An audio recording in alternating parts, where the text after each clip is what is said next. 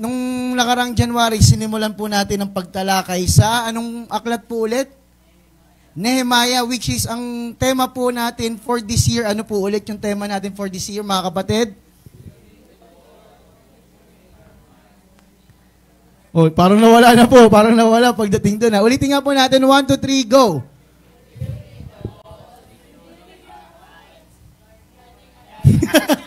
Hindi, parang nung nakaraang linggo, sinabi ni Pastor, dapat united tayo eh. Parang doon pa lang medyo humihina na pagdating sa guarding our hearts. Ulitin po natin, rebuilding the wall,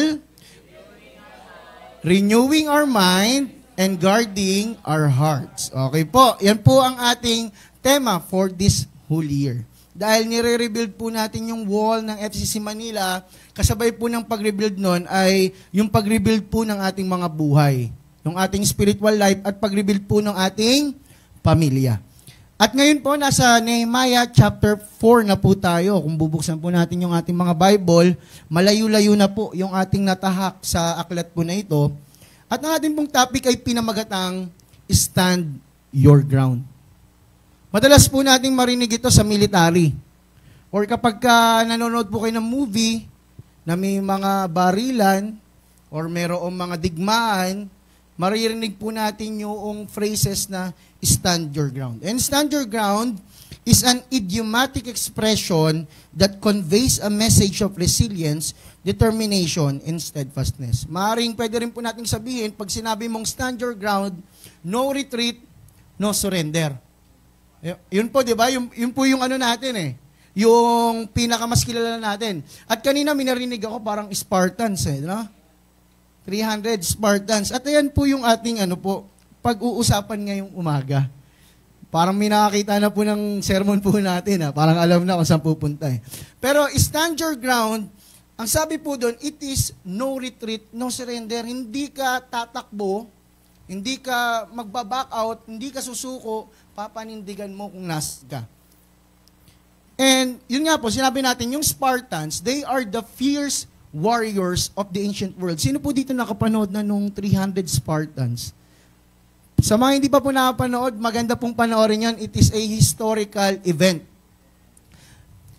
At ito pong mga Spartans na to, para po maintindihan natin yung kanilang prinsipyo sa buhay, which is, ano nga po yung prinsipyo nila? Stand your ground. Ano po yung prinsipyo nila, mga kapatid? Stand your ground. No retreat, no surrender. Alam niyo po, sila lang po yung kaisa-isang lungsod dito po sa Greece. Ito po ay Greece, ancient Greece. Lahat po ng mga nakalagay dyan ay mga lungsod po during that time. At yung mga lungsod po na yun ay may wall. May protective barrier. Parang katulad po ng sa Jerusalem. Meron silang wall para po protektahan sila sa mga magko-conquer o sasakop sa kanila ng mga bansa. Pero ang Sparta, the city of Sparta, wala po silang wall. Hindi po nila kailangan yun. Bakit po? Dahil kapag ipinanganak kang isang Spartan, pag ikaw ay sanggol pa lang, ang gagawin sa'yo, titignan ka na ng mga elders nila. Pag nakita sa'yo, i-evaluate, i-assess ka. Pag nakita na pumasok ka sa standard nila, aalagaan ka. Pero pag hindi ka pumasok dun sa standard nila, anong mangyayari sa'yo? Ilalagay ka nila sa ilang, sa wilderness, at papabayaan ka nila. Because for them, strength is power. At dito nga po, sabi nga nila, yung mga Spartans daw, bawat lalaki at babae sa kanila during that time ay kailangan malakas physically. Diba? At sila po ay matalas yung memorya, mentally sharp, and emotionally resilient. Matibay yung loob. Pagka wala ka nitong mga sangkap na ito, ay hindi ka nila matatawag na Spartan. Kaya nga, pagkasanggol pa lang, chinecheck na nila Chinecheck na nila, ini-evaluate na nila kung ito ba ay papasa. Kung hindi, ay ang mangyayari sa kanila, ay pabayaan sila sa ilang, sa wilderness. Ayun po ang kanilang kultura, ang kanilang prinsipyo sa buhay. At sa kanila po, pagkadating mo ng 7 years old, sa atin, pagkadating ng 7 years old, ano ginagawa? Nagse-celebrate po, di ba? Parang big event sa batang yon, okasyon. Sa kanila po, papapuntahin sila sa Agoga or yung training ground ng mga warriors or soldiers during that time. Papuntahin sila doon, and for the next 13 years of their lives, so ilang taon na po sila? From 7 to 20 years old, magte-training po sila para maging isang warrior. Yun po yung training ng mga Spartans. They are the fierce warriors of the ancient world. At nagkaroon po ng tinatawag na battle. Doon na nga po yung story na tinutukoy po natin kung bakit nakilala po yung tinatawag na 300 Spartans. Pero hindi lang po sila yung kasama doon sa battle na yon. Nagkaroon po ng battle. Dito po sa way back 480 BC, ito po yung contemporaries niya ay si Xerxes. Ito po yung di ba si Nehemiah during the reign of King Artaxerxes, bago po si Artaxerxes ay si Xerxes muna ng Persian kingdom. At ang nangyari po, nagkaroon po ng digmaan kasi ang gusto ni King Xerxes na masakop po yung Greece. Gusto niya masakop yung Athens. Kumbaga Athens kasi it is a religious capital of the Greece. Nandito po yung mga gods and goddesses po nila. Kaya dito po, makikita natin na nilabanan ni King Xerxes, meron siyang 200,000 plus na army papunta po ng Athens. At ang Greece po ay meron lamang 7,000 soldiers or warriors. Pero, may isa po silang advantage. Ang advantage po nila, dito po sa tinatawag na Thermopylae. Ayan po yung lugar. Kaya po tinawag siyang Battle of Thermopylae. Kasi it is a narrow straight path na kung saan, yun lang yung pwede nilang daanan papunta sa Athens. Yun lang po yung pwede nilang daanan. Wala na pong iba. Meron pa pong ibang daanan pero mahirap po siyang daanan pag hindi mo alam. So hindi nila pinapaalam yun. Kaya ito lang yung alam nila. And then for the next 2 days, talo po yung Persian army. Persian camp. Ubus sila kasi hindi nila pwedeng papuntahin lahat ng soldiers nila. Kahit marami yung army nila, kahit 200 or 300,000 sila, hindi nila pwedeng papuntahin kasi nga, mamamatay lang. Diba? Kasi maliit lang po yung path. Pero may isang Greek na nagtaksil po sa kanila, sa mga Greeks. Ang pangalan niya po ay Ephialtes, a Greek citizen na gusto ng pera. Gusto ng reward. Gusto niya ng pera. Ang ginawa niya, tinuro niya yung 100. Meron pa pong 100. Akit lang po sila ng hill. At yun, outflank po or na-corner po yung Greek armies. Kaya si King Leonidas, sa next slide, ang ginawa niya, sinabi niya sa war council niya na yung ibang mga Greek cities, kasi allied forces sila uwi na kayo. Uwi na kayo. Pero kami mga Spartan, matitira kami dito. Because they have this principle na retreating would defy Spartan law and custom. They have this principle that there's no retreat, there's no surrender. They will stand their ground up until to the last breath of their lives. Ganun po yung prinsipyo nila. Kasi mula pagkabata hanggang pagtanda, yun na po yung itinatak sa isip po nila. Yun na po yung natutunan nila.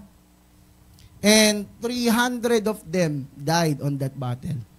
But the Battle of Thermopylae is celebrated as an example of heroic persistence against seemingly impossible odds. Kahit sa kanilang defeat, meron po tayong matututunan.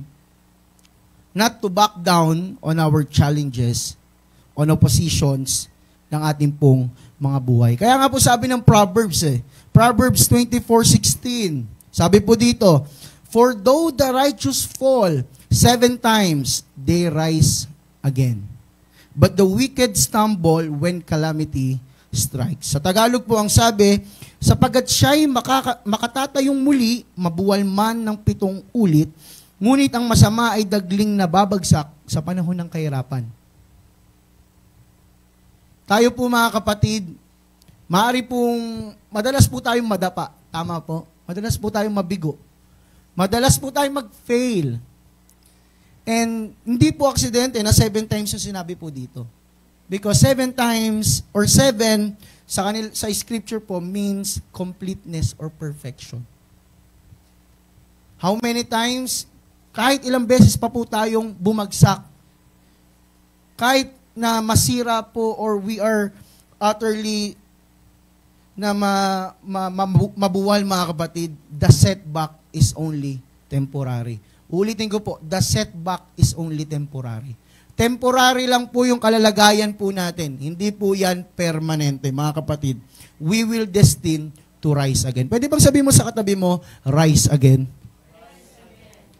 We will rise again, mga kapatid, sa mga challenges ng ating buhay. Pero kailangan po nating matutunang mag-stand up. Mag-stand firm. And the question for us, mga kapatid, sa umagang ito, will you stand your ground? Just like the story kanina, they stand yung ground na tinatapakan po nila. E tayo po, mga kapatid, will we stand our ground? That's the question for us. Because we need, number 1, to stand firm in the face of opposition. Kailangan po nating tumayo sa gitna po ng mga opposition, ng mga balakid. Basahin po muli natin yung verse para maintindihan po natin. Sabi po dito, nabalitaan ni Sanballat na aming itinatayong muli ang pader. Nagalit siya at kinutya kaming mga Hudyo.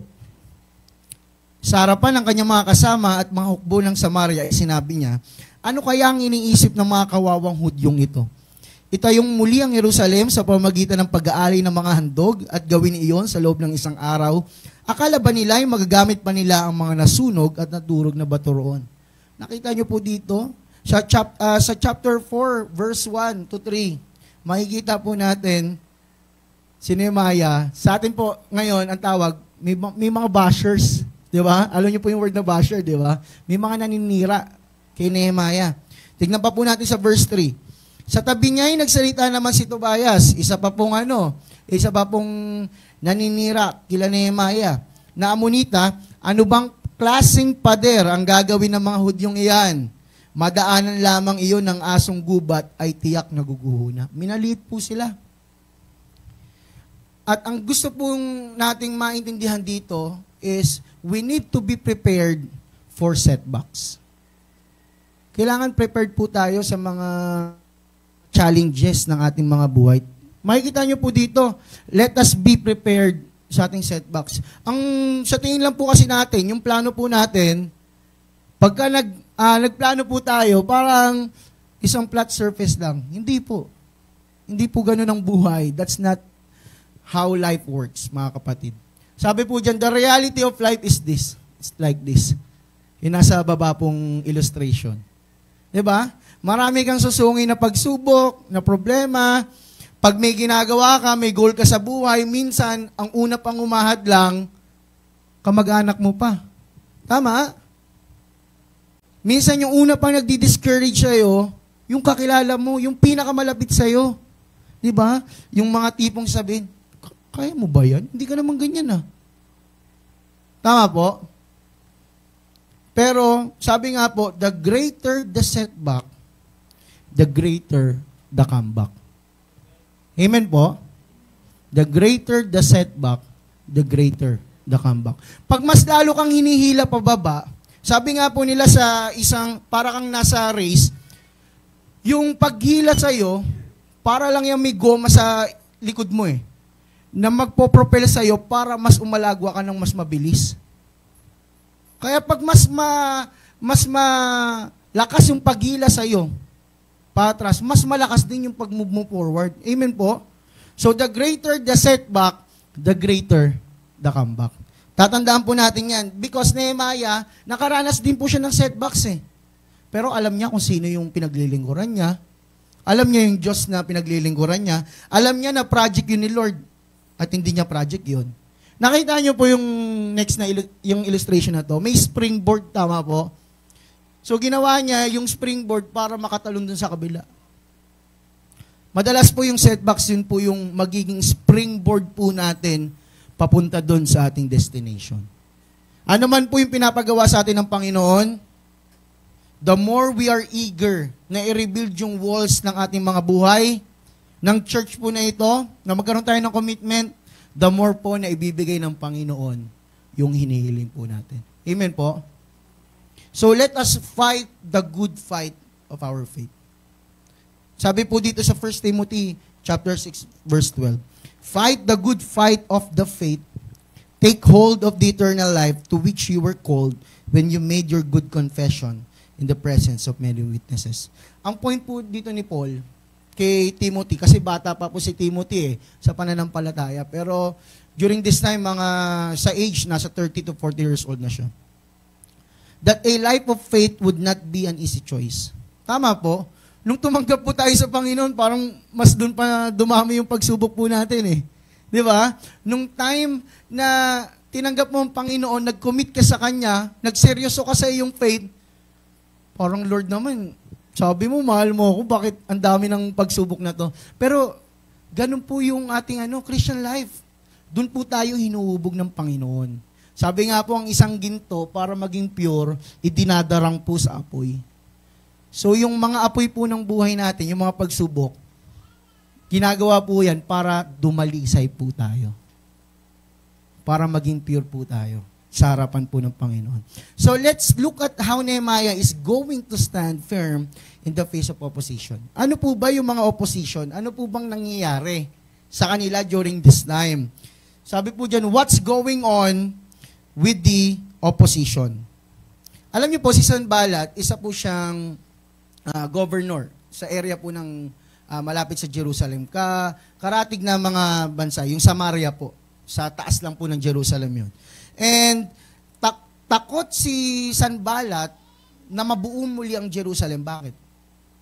Kasi pagka nagsimulang umunlad po ulit ng Jerusalem, kapag po na-develop at nag-grow yung Jerusalem, ang mangyari po, mababawasan po yung kayamanan nila.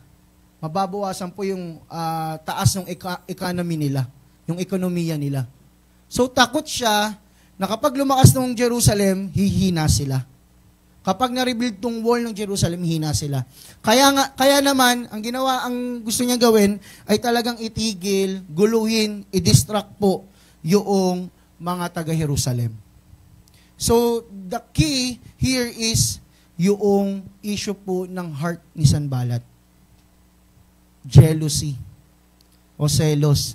Hindi po yung kanta po ngayon na nauuso ha. Alam na mga kabataan yun, yung kanta po ngayon.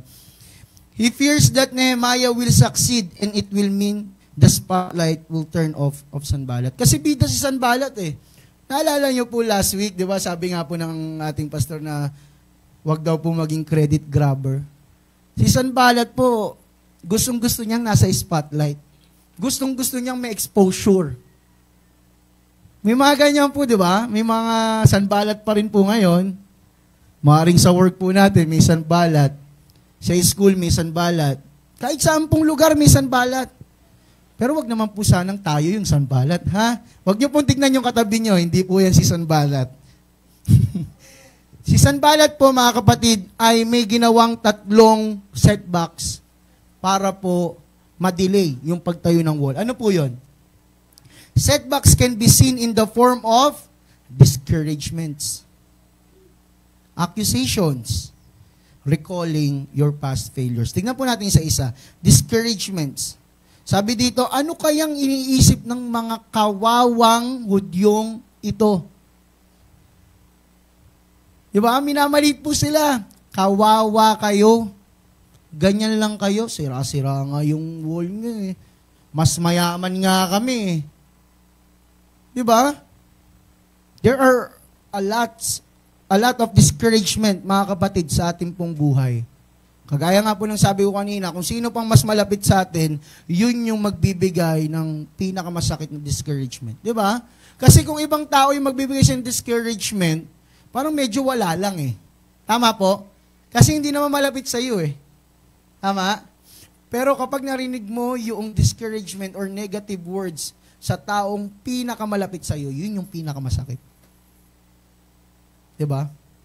Yun po yung pinakamasakit. Sabi dito, itayong muli ang Jerusalem sa pamamagitan ng pag-aalay ng mga handog at gawin iyon sa loob ng isang araw. So, sinusubukan nila yung Diyos ng Israel. At sinusubukan nila yung pananampalataya ng mga Hudyo na tipong, pagka nag-pray kayo, biglang tatayo yan. Tinetesting po nila. Ang problema po, itong mga taga-Jerusalem, galing po sila ng Babylon. Tama po?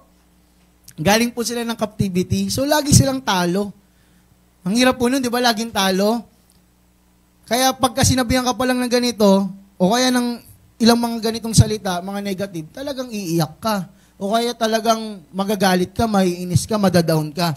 Lahat ng mga negative emotions mararamdaman mo. Kasi nga, talo ka lagi eh. So, yun po yung nararamdaman nila. There's a lot of discouragement and that's a setback. Pangalawa, there's a lot of accusation. Kaya nyo bang gawin yan? Hindi nyo nga kaya eh. 100 taon kayong nagtatry, hindi nyo nga nagawa eh. Sabi, ano bang klaseng pader ang gagawin ng mga Hudyong iyan? Madaanan lamang iyon ng asong gubat or fox ay tiyak na guguho na. Minamaliit po sila. Inaakusahan po sila na hindi nila kayang gawin yun. Na wala silang ability to do that. And in our lives, mga kapatid, maaaring may mga tao din pong inaakusahan tayo, pinagbibintangan tayo sa mga bagay na hindi naman po natin ginawa. At masakit din po yun, yung mapagbintangan ka sa bagay na hindi mo ginawa. Meron po ba ditong nakaramdam na ng ganon, napagbintangan na siya sa bagay na hindi niya ginawa? Meron po, di ba? At masakit na feeling po yun. Pero hindi po tayo nag-iisa, mga kapatid. Si Nehemiah din, yung Jerusalem, Israelites, naramdaman din po nila yun. Sabi pa po dito, recalling of your past failures. Ito, isa pa pong masakit na na pwedeng ibato sa'yo. Yung mga past failures mo, mga pagkakamali mo in the past, pag binato yan sa'yo, parang bumabalik yung sugat eh. Di ba? Bumabalik yung parang fresh pa rin sa iyong isipan. Sabi dito, itayong muli ang Jerusalem sa pamamagitan ng pag-aalay ng mga handog at gawin iyon sa loob ng isang araw. Ito yung sinabi nila, akala ba nila'y magagamit pa nila ang mga nasunog at nadurog na bato roon? Kasi yung mga nasunog at nadurog na bato doon, it reminds them ng past failure nila na sumunod sa Diyos. It reminds them ng past failure nila na mag-obey sa pinapagawa ng Lord sa kanila. Bakit? Kinompromise po nila yung faith po nila eh. Kinompromise po nila yung binigay sa kanila na commandment ng Diyos. Na po, nagkaganon po yung kanilang buhay. And here, kapag pinaalala sa iyo yun, sa form na ganito, akala ba nila magamit pa nila mga nasunog at nadurog? Mararamdaman at mababalikan po nila yun. At mahirap kapag dumaan ka na sa pagsubok na yon, natapos na, gumaling ka na, tapos binalikan, parang nauungkat po muli, di ba? Pag may mga masakit kang naramdaman, parang nauungkat eh. Parang nagdudugo ulit. But the application for us, mga kapatid, that the more we pursue God, the more we will face discouragements, accusations, and setbacks. Natural po yan sa lingkod ng Diyos na makaranas ng setbacks. Ang hindi po natural, yung tambayan mo yung mga setbacks na yun. Nagets po ba natin? Kasi nga, the greater the setback, the greater the comeback. Our faith in God is seen on how we respond. We respond in these oppositions and challenges that we are facing. So, na-determine po yung pananampalataya natin sa Diyos kung paano natin titignan at paano tayo aaksyon doon sa mga setbacks na nangyayari sa atin. Yung sa picture kanina, ginawa niyang springboard yung setback para makapunta siya sa kanyang goal. Gawin po nating springboard yung mga setback ng buhay natin. Gawin po nating motivation, inspiration yon para makapunta po tayo doon sa goal natin, sa plano ng Diyos sa ating mga buhay. And number 2, is standing firm in trusting God. Kanina sinabi po natin, is standing firm in the face of opposition. Ngayon naman, standing firm in trusting God. Sabi po dito sa Nehemiah chapter 4, 4-5, yung naka-underline na verse, tignan mo kami, O Diyos, kung paano kami kinukutya. Hindi siya bumalik kay Sanballat, hindi niya sinuntok si Sanballat. Wala naman po tayo nakita sinuntok niya, di ba? Hindi niya niyakap sa liig. Hindi niya po yung ginawa, di ba? Ano pong ginawa niya? Nagsumbong siya kay Lord. Tayo po kasi, minsan, Kristiyano na tayo, talagang inapi ako, babalikan ko rin. Sasabihan ko rin ng masakit na salita. Minsan may ganun po tayo, di ba? Gusto po natin makabawi. Tama po? Gusto po natin gumanti. Likas po sa mga tao yan. Kaya nga po yung mga teleserye po natin about lagi sa sa revenge. Mayroon may mga mistress. Laging ganyan po sa Pilipinas mistress, revenge, ganito, ganyan. Ganun po, tinuturuan tayo ng mundo na bumawi, lumaban. Tama po? But here, anong sabi ni Nehemiah? Nagsumbong lang siya kay Lord. Kasi project ni Lord yun eh. Pag project ni Lord, hindi papabayaan po ng Panginoon. Tignan mo kami, O Diyos, kung paano kami kinukutya. Pero makikita mo naman dito, yung prayer ni Nehemiah, parang some form of imprecatory prayer. Makikita niyo po na, sabi niya, mangyari sana sa kanila ang masamang hangad nila laban sa amin. Maupos nawa ang kanilang ari-arian at madala silang bihag sa ibang lupain. Huwag mo silang patawarin at huwag mong kalimutan ang kanilang mga kasalanan sapagkat hinamak nila kaming mga nagtatrabaho. Pero kung titignan po natin yung pinanggagalingan ni Nehemiah, parang pwede niyang sabihin di ba? Kasi ang dami pong ginagawa sa kanila Tignan po natin yung reaction po. Let's be honest mga kapatid. This is not the kind of prayer we would expect to hear from God's leader. Tama po, parang it sounds pretty harsh. Medyo harsh ka naman Nehemiah. Ganun ba dapat mag-pray? Di ba? That's an imprecatory prayer. Pero dapat po natin maintindihan na alam po ni Nehemiah na hindi niya project kasi yun Project ni Lord. Tama po? So, kapag tinitira si Nehemiah, parang tinitira na rin ng Diyos. Parang minamaliit na rin ng Diyos. Pero hindi ko po sinasabing ganun kayo mag-pray. Pag nag-pray kayo, pag kinaiinisan kayo, kasi sabi po ng ating Panginoong Yesus, love your enemies. Pray for those who persecutes you. Sabi ng Romans, pakainin mo pa nga. Diba? Diba? Ayun yung, under tayo ng New Covenant, mga kapatid. And here, wala pa pong ganong, kumbaga, covenant ang ating Panginoong Yesus. Pero makikita po natin yung pinanggagalingan po ni Nehemiah. Kung bakit gusto niya pong sabihin yun. Nehemiah then asked God to fight their enemies for them. Hindi niya naman po sinabi kay Sanballat yung mga bagay na yun Diba? Sinabi niya lang po sa Panginoon because He knows that God is just. Gagawin ng Diyos kung ano yung makatwiran para sa Kanya. God gave him a work to do and he would not be distracted from it. Kung kayo po babasahin niyo yung Psalms, may mga prayer din na ganyan si David. Mga prayer na mas severe pa nga kaysa dito Yung sabi niya, break their teeth in their mouth, O God, Psalm 58 verse 6. Let their dwelling place be desolate, let no one live in their tents. Mga prayer na sa sobrang galit, sa sobrang inis, or because very emotional, nagagawa mag-pray ng ganun. But God knows our heart, mga kapatid. Pag nagpe-pray tayo, He knows us. And alam niya kung ano yung dapat niyang gawin sa ating mga buhay. So, pour out our hearts to God. Katulad po ni Nehemiah, sumbong lang po tayo kay Lord. Magsumbong tayo, pero wag po to the point na parang gusto na po nating patayin yung taong nakaaway po natin. Our prayer should be na magkaroon din ng salvation yung taong yun. Amen? Hindi yung nagsumbong nga kay Lord, pero hindi na malinis yung intention ng puso mo. Si Nehemiah, malinis po yung intention ng puso niya.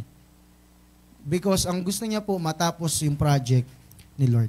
Nehemiah asked for God's judgment. He didn't ask God for permission to judge his accusers himself. Hindi niya sinabi sa Diyos na, Lord, ako nang bahala. Babasagin ko lang yung yung ngipin ng mga to. Hindi niya po sinabing ganon. Di ba? Sinabi niya lang, Lord, ikaw nang bahala. Battle natin to, Lord. Fight for my battle, Lord. Ikaw nang bahala. Inaapi nila ako. They are saying bad things.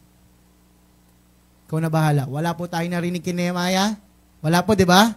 Si Lord na pong bahala. Ganon din po sa atin. Kapag may nang-away sa'yo, si Lord nang bahala. Sabi ng Panginoon, the vengeance is mine. Kaya wag po natin pangunahan ng Panginoon. An application for us, mga kapatid, God will fight your battles. Sabihin nga po natin sa katabi natin, God will fight your battles. Kasi, like it or not, yung katabi mo may pinagdadaanan niyang battle. Hindi natin alam, may pinagdadaanan niyang battle, but God knows his or her battles in life. Kaya mamaya, ipagpipray po natin yung nasa kaliwa, nasa kanan po natin. Kasi may pinagdaraanan po yung pagsubok. And depend on God's power. Sabi po dito, what's the first thing you do when there's hindrances and opposition in life? Anong una mong ginagawa kapag nakakaranas ka ng pagsubok? Isip ka agad ng solusyon? Ang ginawa po ni Nehemiah should be prayer. Lapit ka agad kay Lord. Hindi yung nahuhuli si Lord kapag may problema tayo. Dapat siya yung nauunang makaalam. Dapat siya yung una po natin pinagsusumbungan. Di ba? Ng ating mga pagsubok.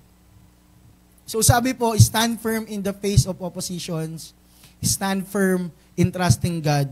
And lastly, stand firm in your commitment to the mission.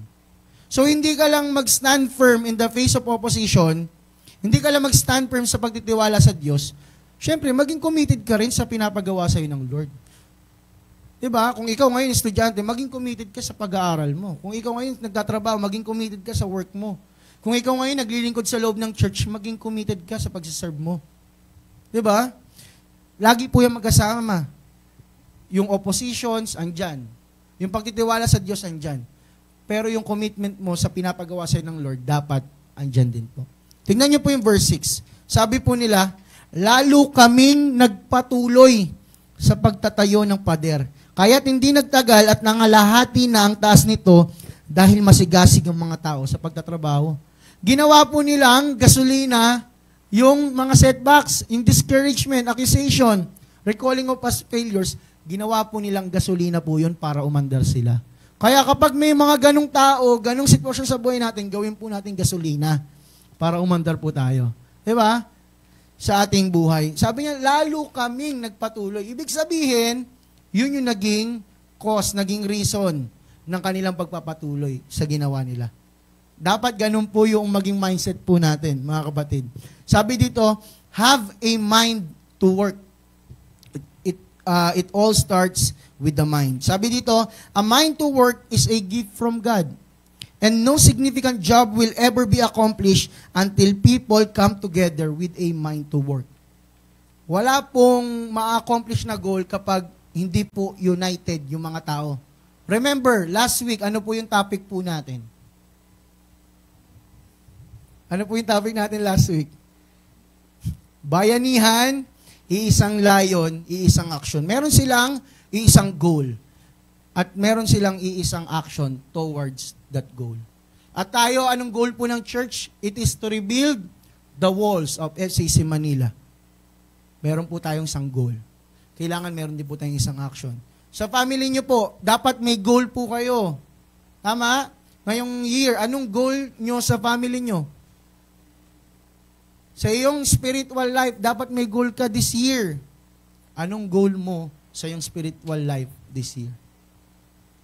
Kayo po ang makakasagot niyan, mga kapatid, kung ano yung goal natin. Hindi po sa sinasabi kong dapat malaki na kagad yung goal mo. Step by step po yan. Kung ano po yung kaya mong i-achieve this year, i-achieve mo to rebuild your spiritual life. Number 2, this is exactly what Satan wants to destroy with his attacks, the mind to work.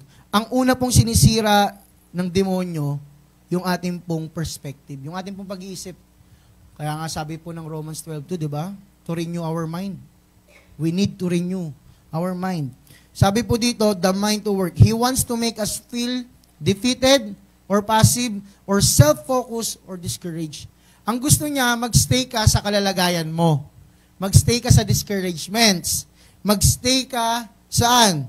Sa pagiging talunan mo. Ayun yung gusto niyang maramdaman mo. Kaya kailangan maging aware ka. Ito bang pagsubok na to, dinadaanan ko lang o tinatambayan ko na? Di ba? Ito ba ay dinadaanan ko lang o tinatambayan ko na? That's the question for us. Because the battle starts on the mind. Kung ano po yung pinapapasok po natin sa ating mga isip, sa ating mga puso, ay matatranslate po yun, magre-reflect po yun sa ating action, sa ating character, sa ating behavior. Diba? Kung walang input, mga kapatid, walang output. Ganun po yung logic po pagdating sa bagay na yun. Kaya kung ano yung pinapasok mo sa buhay mo, yun yung magiging ikaw. The question sa atin, ano pinapapasok po natin sa ating mga buhay? Because the battle starts on the mind. Sabi po ng Philippians 4:8, finally, brothers, whatever is true, whatever is honorable, whatever is just, whatever is pure, whatever is lovely, whatever is commendable, if there is any moral excellence, and if there is any praise, dwell on these things. Sinabi po ni Pablo sa Pilipos na we should dwell on these things. Sa truth, sa honor, sa justice, sa pure, sa lovely things. At yung mga bagay po na yon ay matatagpuan po dito sa salita po ng Diyos. Kung mas marami pa po yung time po natin sa mundo, wag na po tayo magtaka kung yung galaw po natin ay parang pangmundo. Tama po? Let us focus on Jesus, mga kapatid. Sabi dito, ituon natin ang ating paningin kay Jesus. Sa Kanya nakasalalay ang ating pananampalataya mula simula hanggang katapusan. Sabi, let us fix our eyes on Jesus, the author and finisher of our faith.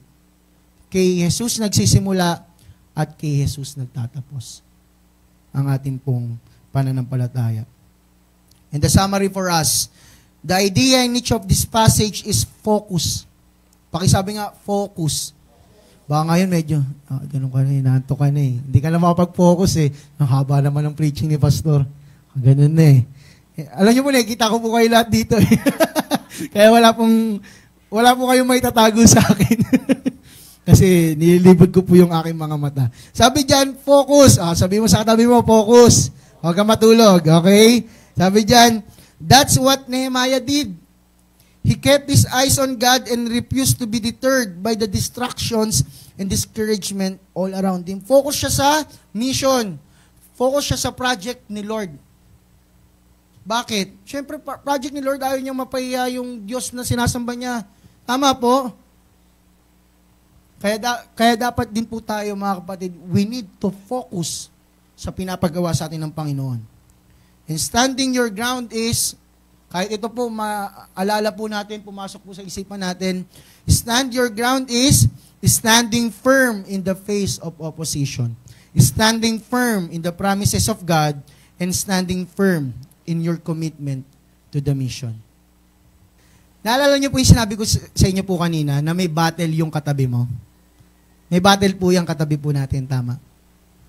Ngayon, ipagpipray po natin sila. Huwag niyo pong tanungin kung ano yung battle niya. Baka mahiya po siyang sabihin eh. Pag-pray mo lang. Yung nasa kanan mo, yung nasa kaliwa mo. Kung wala kang nasa kanan, walang nasa kaliwa. Kung sino yung katabi mo, ipag-pray mo. Habang tumutugtog po yung keyboard po natin, magkaroon po tayo ng moment of silence and moment of prayer para po sa bawat isa. I-lay hands po natin. Di ba po? Pag tayo ay nag-pray. Hindi po kasi kapag baka hindi niya masabi kung ano yung battle niya. Baka maaring mabigat, maaring kasalanan, maaring pagsubok, maaring kung ano pa man po yung pinagdadaanan ng katabi po natin. Ipag-pray po natin sila. Dahil tayo po dito magkakapatid. Amen po. We are a family here. Kaya nga pong sinasabi natin, we are a family-centered church. And right now, mga kapatid, let us pray for one another. Pag-pray po natin yung ating mga katabi. Let's start on prayer.